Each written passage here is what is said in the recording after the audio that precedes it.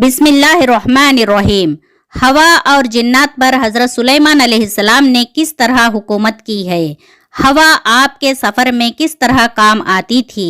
हज़रत सुलेमान अलैहिस्सलाम जिन्नात से क्या क्या काम करवाते थे। हज़रत सुलेमान अलैहिस्सलाम ने अपनी वफ़ात की खबर जिन्नों से क्यों छुपाना चाहे। आप वफ़ात के बाद 1 साल तक कैसे खड़े रहे, ये जानने के लिए इस वीडियो को एंड तक ज़रूर देखिए। हज़रत सुलेमान अलैहिस्सलाम हज़रत दाऊद अलैहिस्सलाम के फर्जंद हैं। दाऊद अलैहिस्सलाम की बहुत बड़ी फौज थी। बहुत बड़े हिस्से पर बनी इसराइल की हुकूमत कायम हो गई। फिर दाऊद अलैहिस्सलाम का इंतकाल हुआ तो उनके जाननशीन बने हज़रत सुलेमान अलैहिस्सलाम। अल्लाह ताला ने आपका तज़किरा कुरान मजीद में कई जगहों पर की है। सूरह नमल, सूरह साद, सूरह अनबिया, सूरह सबा में आपका जिक्र मौजूद है और कई अहदीसों में भी आपका जिक्र आता है। हाफिज बिन असाकर रहमतुल्लाह अलैह ने आपका नस्बनामा इस तरह बयान फरमाया है कि सुलेमान बिन दाऊद बिन ईशा बिन उवैद बिन आबिर बिन सलमून बिन नहशून बिन अमीनाजब बिन हसरून बिन फारिस बिन यहूदा बिन याकूब बिन इसहाक बिन इब्राहिम अलैहिस्सलाम है। अल्लाह ताला ने आपको नबूवत और सल्तनत दोनों सआदतों से सरफराज फरमाकर तमाम रुए ज़मीन का बादशाह बना दिया और 40 बरस तक आप तहते सल्तनत पर जलवगर रहे। जिन व इंसान, चरिंदों, परिंदों, दरिंदों सब पर आपकी हुकूमत थी। सबकी ज़बानों का आपको इल्म अता किया गया और तरह तरह की अजीब व गरीब सनअतें आपके ज़माने में गुजरे। हवा और जिन्नात पर आप हुकूमत किया करते थे। कुरान मजीद सूरह अनबिया और सूरह साद में इसका जिक्र मौजूद है। जब आपने अल्लाह की रज़ा के लिए घोड़े छोड़ दिए तो अल्लाह ताला ने उनकी इवज़ आपको हवा की सवारी इनायत फरमाई, जो ज़्यादा तेज़ रफ्तार, ज़्यादा क़ुव्वत वाली और ज़्यादा अजीम थी।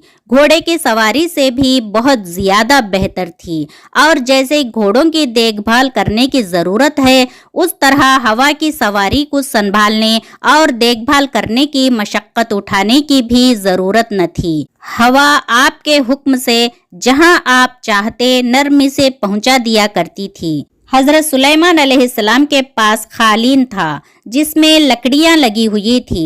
आप खालीन पर हस्बे ज़रूरत मकानात, खीमे, घोड़े, ऊंट, साजो सामान और जिन व इंस वगैरह रख लेते और दुश्मनों के खिलाफ जिहाद वगैरह में आप उस हवा के ज़रिए से सफ़र करते थे।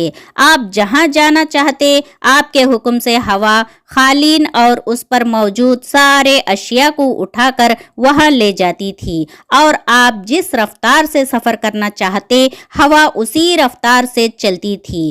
अल्लाह ताला ने जिन्नों को हज़रत सुलेमान अलैहिस्सलाम के ताबे कर दिया था। जिन्नात आपके हुक्म से हर काम अंजाम देते थे और किसी हुक्म की खिलाफ वर्जी नहीं करते थे। अगर कोई जिन हुक्म खिलाफी करता तो आप उसे सख्त सज़ा देते थे। जिन आपके लिए मेहराबी इमारतें बनाते और दीवारों पर तस्वीरें बनाते थे। तस्वीर बनाना हज़रत सुलेमान अलैहिस्सलाम की शरीयत में जायज़ था और जिन बड़े बड़े हाउस बनाते और बड़ी बड़ी देगे बनाते जो एक ही जगह पड़ी रहे, इतनी बड़ी देगे। उन देगों में खाना पकाकर गरीब इंसानों को और बाज़ जानवरों को खिलाया जाता था।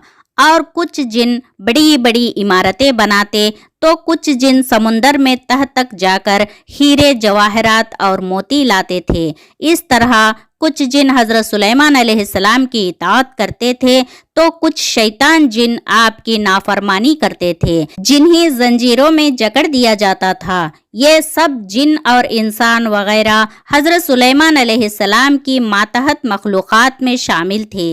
ये सब आपकी उस दुआ की कबूलियत के मुज़ाहर थे जो आपने अल्लाह की रज़ा के लिए घोड़े छोड़े थे उस वक्त की थी। या रब, मुझे ऐसा मुल्क अता फरमा जो मेरे सिवा किसी शख्स के लायक ना हो। अल्लाह ताला ने आपकी ये दुआ कबूल फरमाई।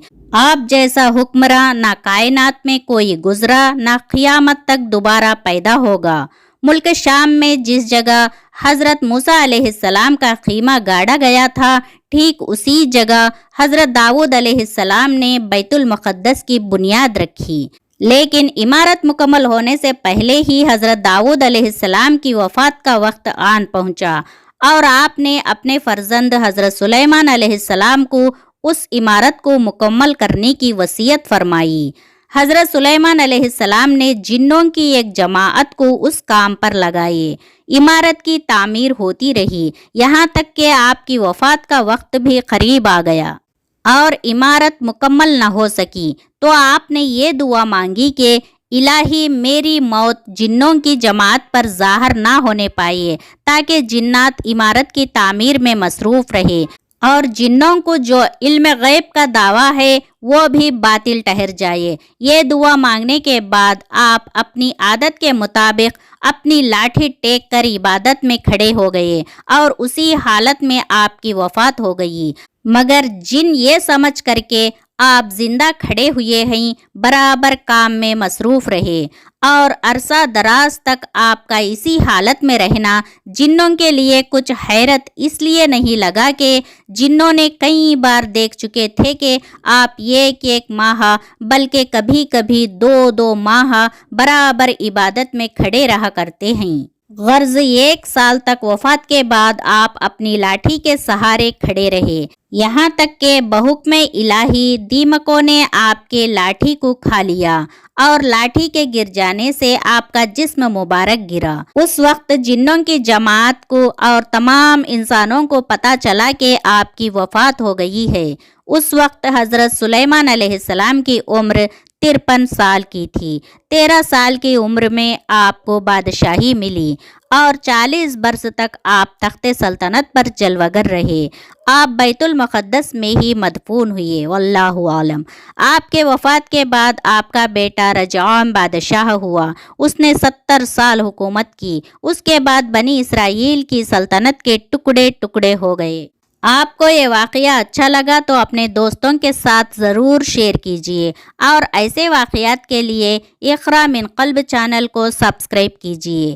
حضرت سلیمان علیہ السلام اور چونٹی کا واقعہ ویڈیو کا لنک اور حضرت سلیمان علیہ السلام، ہدہد اور ملکہ بلقیس کا واقعہ ویڈیو کا لنک اس ویڈیو کے ڈسکرپشن میں دیا گیا ہے، آپ وہاں جا کر یہ ویڈیو دیکھ سکتے ہیں۔ السلام علیکم ورحمۃ اللہ وبرکاتہ۔ جزاکم اللہ خیرا کثیرا۔